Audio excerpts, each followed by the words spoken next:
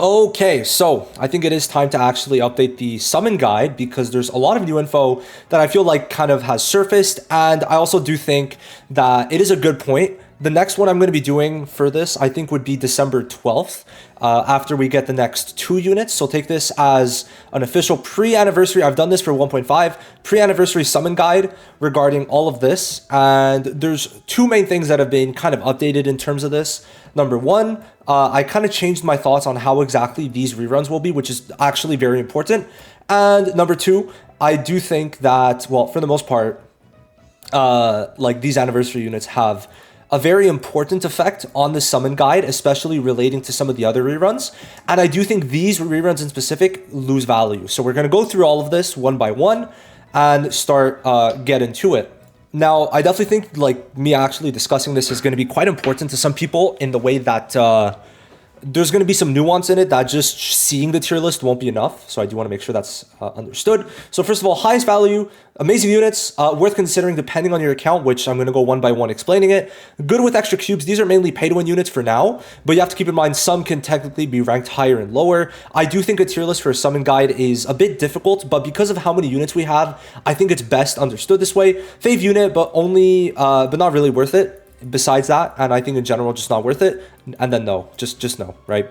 So let's start off with 2 main points before we really hop in. Number 1, JJK 0 rerun is 3 times 0.5 rate up, so I'm considering it as a batch like summon guide, right? Because you get a lot of things possible from this banner, so we're gonna have to keep that in mind. And I also think something that I want to make sure is very clear that this trip, I'm considering this because it's the second rerun in the same way it's Yuta and Ghetto's second rerun. I really do think that next time we see these reruns, it's going to be on the same banner format of 0.5% each. And this thought is spreading more throughout the community. So I'm going to consider it like that, but I will rate them at both different junctures, right? If it's a triple rerun and if they're separate, right? We're going to talk about that both. And because of that, if this is a triple rerun banner on their second rerun, because we got them for 1.5 as a rerun, then that means technically they do lose value, because wouldn't you rather summon on this when it's a triple rerun, right? So that's my thoughts. Unless you're only missing 1, I think triple reruns are going to be better if you're missing 2 or 3 out of the 3 ANNI units. So yeah, then for ANNI units, this is very important. So while we don't know the full kits for YUJI and TODO, I'm assuming that they're going to work as intended, as we've seen. And we have like enough info for me to accurately rank, or rather accurately rank YUJI and TODO. Now afterwards, I'm assuming that we're going to zoom in a bit so you could see it. November 28th is when we're getting a red Jujutsu. Mid-month for next December is when we're getting a yellow Jujutsu, be it support, whatever. I think red is a DPS, yellow could be a support or a DPS, and then we're going to get a blue taijutsu DPS end of the year. That's my overall thoughts on what is coming. Blue could be either, it would be either Maharaga or Gojo. Red, probably either Kenjaku or Sukuna. Yellow, I got no clue because it's related to the OC stream. So we're going to see, but I'm going to rank them as if they are going to meet our needs, fill our needs for what exactly their roles would do in these scenarios. But like I said, this is going to change, and we're going to update this once again December 12th when we have full info. For you guys, anniversary should start December 12th. Either December 5th or 12th is when you guys get YUJI and TODO. So keep that in mind. Keep that in mind, right? You're going to have full info on YUJI TODO, full info on the November 28th unit, which is pretty much guaranteed, and then afterwards full info on the December 11th to 13th unit by the time YUJI and TODO come out. So we're going to talk about it once again, have a summon guide then. That's it for the intro. I think it was pretty important to talk about this. So here we go. We're going to start with, well, we'll start with Yuta, right? We'll start with Yuta. I would like to say this guy's still insane, amazing, phenomenal. This guy has such insanely high value. It's kind of crazy. I would definitely say that he is that guy. He works on taijutsu, he works on jujutsu, he's good for sweep, tower, and probably anything they're going to throw at this guy. So I would like to say long-term, this guy definitely has the highest value. So there you go. I really do think that he is in this category for sure. It's definitely something that I would say, right?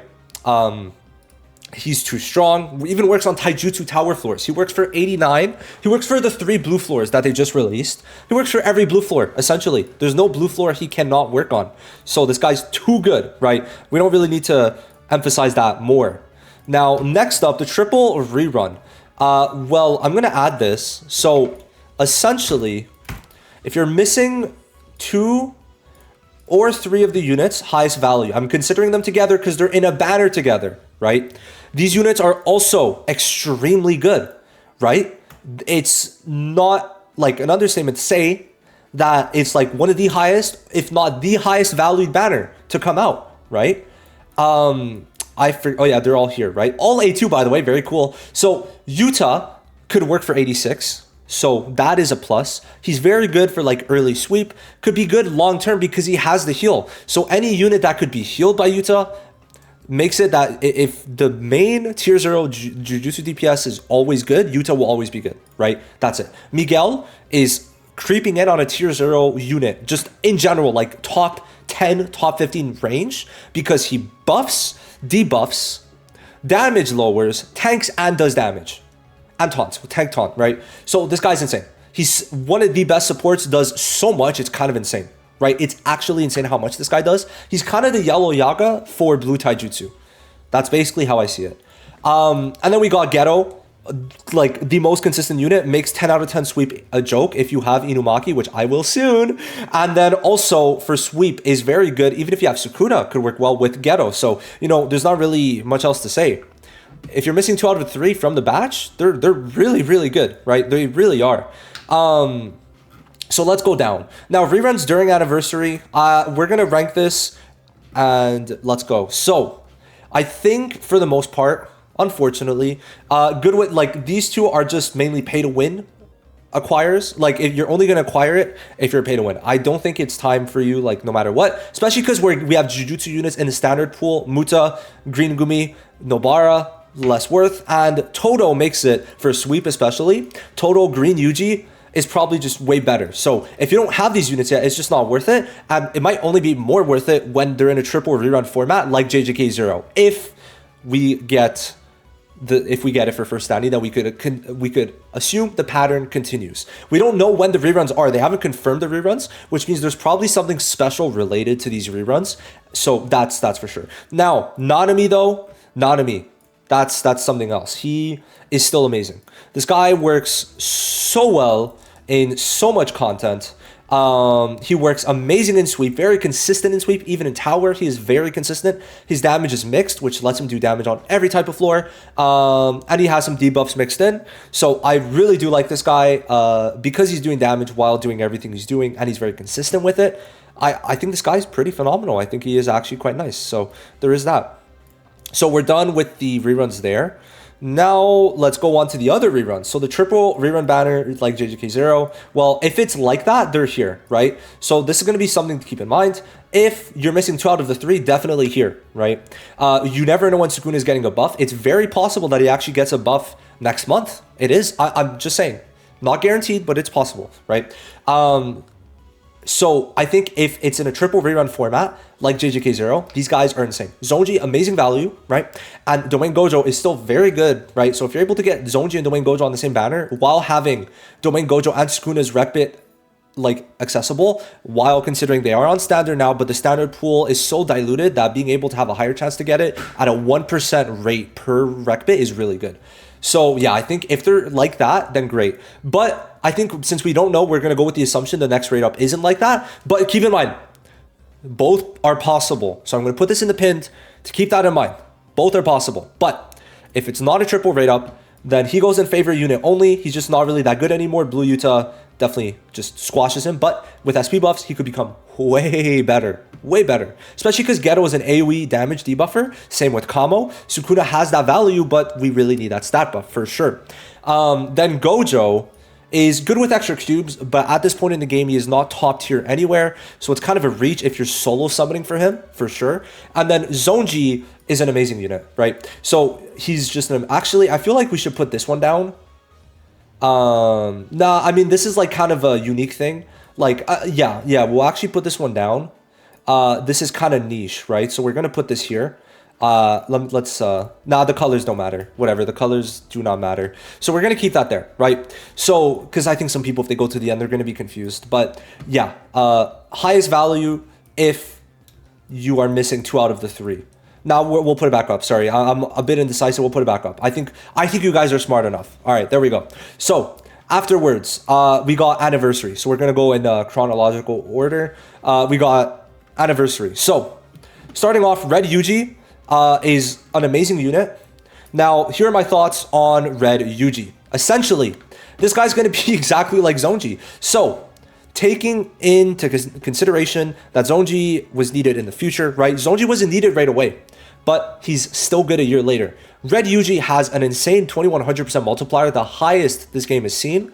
And I think it's going to be very hard to get rid of that if we get better supports. Well, those supports are going to make that 2100% blow up insane amounts, right? So to me personally, long term, he's great, but you could see him go either here. Like he could be here, right?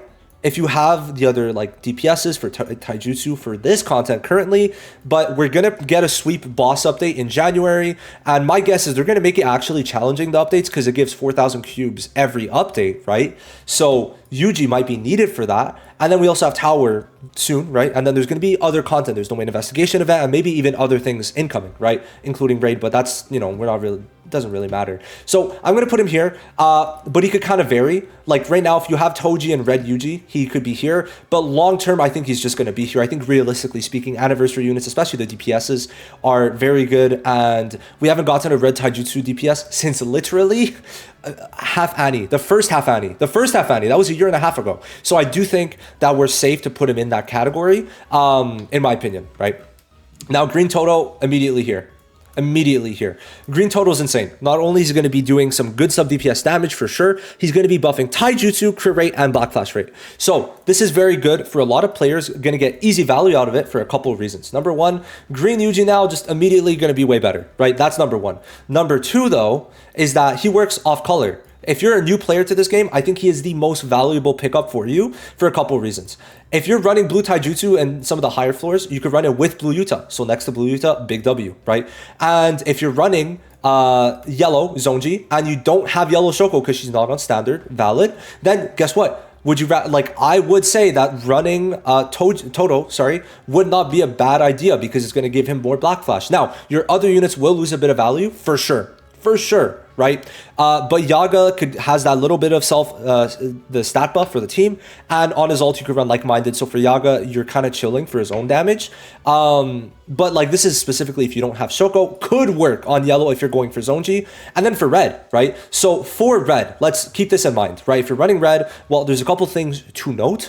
Red Nanami specifically is going to have lower damage, but if you're going to make sure Toji's critting every single turn, or if you're using red Nimble YUJI, well, him critting or Black Flashing, he gets buffs from that. So increasing the Black Flash damage makes Nimble YUJI also better. So TODO's buffing, especially the old YUJI, and if you end up getting the new YUJI for free, then TODO has even more value, because then you're going to basically make it that TODO is going to continuously buff this YUJI because they gave him universal buffs. Now, there's a caveat. They did not say he's mono, but what if he's mono? If he's mono, then he does go probably down to here. But because as of right now, in the graphic, usually they say if it's mono or not. Since it's not mono in the graphic, then that means he's probably universal. Will he work in every scenario? No. For new players, I think he is that level of craziness, in my opinion. So that's that. Now, if we get a Red Jujutsu, boom, right there. Yep, right there. Red Jujutsu is just like kind of crazy, okay? It's like, so we need a Red Jujutsu so badly. I think at this point, I'm 5 hours into this floor. I know my buddy Rai is probably, I think, closer to 10 hours into this floor. I think some people at this current moment have taken like 20 to 30 hours on this floor. So this floor is the spawn of Satan.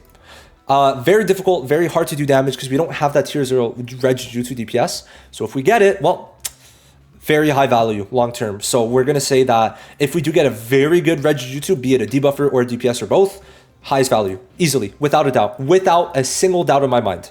So next up, we've got the yellow Jujutsu. I think there is merit for this one, especially because Tinjo is still very good. If we get some type of sub DPS support for yellow Jujutsu, because right now, a lot of the yellow units are Taijutsu, being yellow Yaga. So we got what? Yellow Yaga is more Taijutsu oriented a little bit, but he's mixed, so it doesn't really matter. Kusakabe's Taijutsu. Degumi does Taijutsu damage on his skill 1, right? I think so.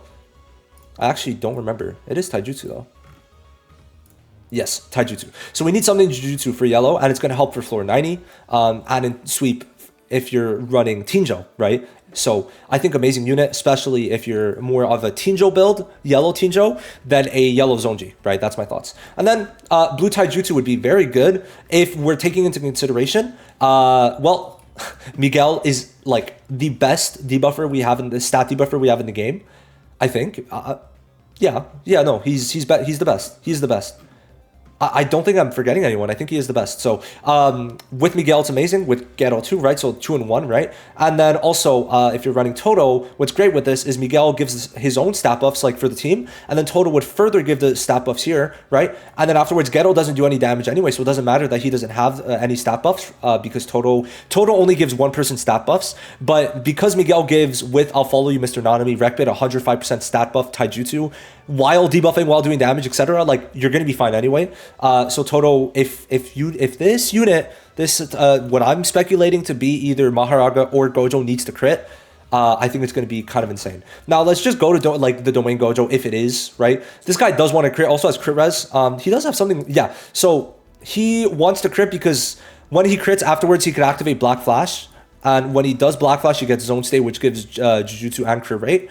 So it is actually quite important for him to crit because to be able to Black Flash, you need to crit. So there is this unit. And then there's also, furthermore, both Tinjos actually have crit involved in their kit, where this Tinjo gets crit rate. And then on here, he has big crit damage. And then this Tinjo has high crit damage and crit rate. So considering a lot of the Gojos are crit oriented, I do think it's fair to say that Todo might be very good with that crit buff for Gojo, or assuming it's Gojo, right? Assuming.